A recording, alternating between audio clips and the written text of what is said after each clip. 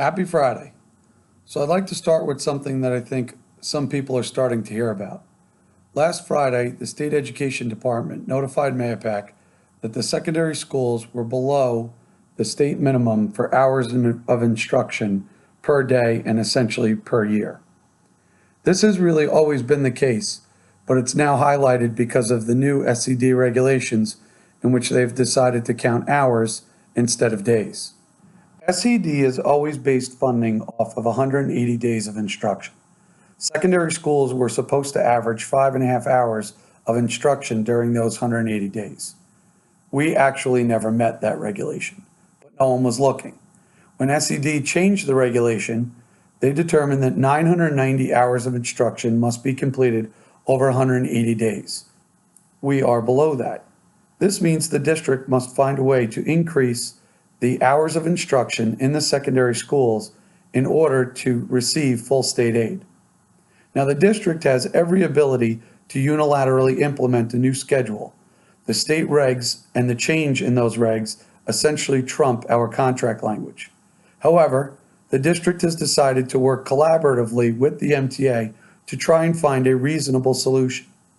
In doing so, though, assignments are not going to be prepared by June 1st because we will not have a schedule by June 1st.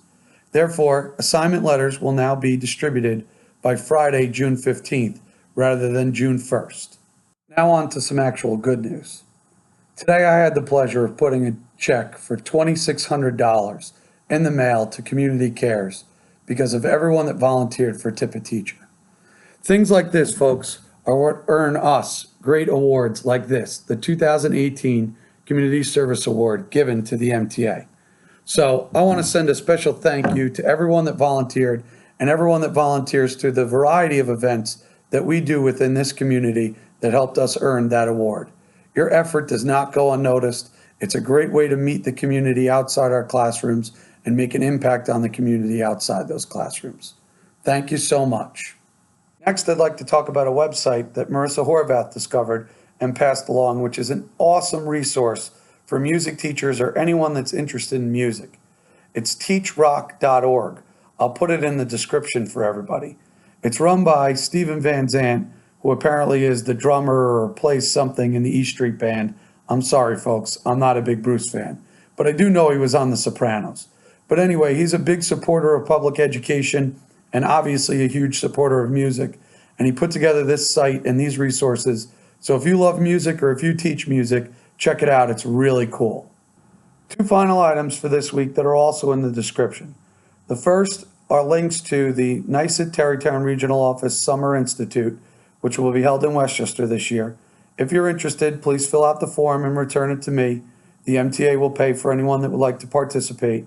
Please just make sure you have it to me by June 1st. Also, along with that is the NYSUT Tarrytown Regional Office Summer School.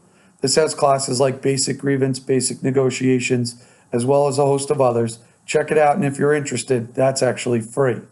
And lastly, this week, there is a petition in the description to put librarians in every school.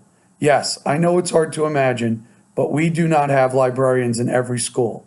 We don't have it here in the Mahopac Central School District, and we certainly don't have it around the state. So this is a petition hosted by librarians going to our state legislators to mandate a librarian in every school. Have a great weekend, everybody. Happy Memorial Day.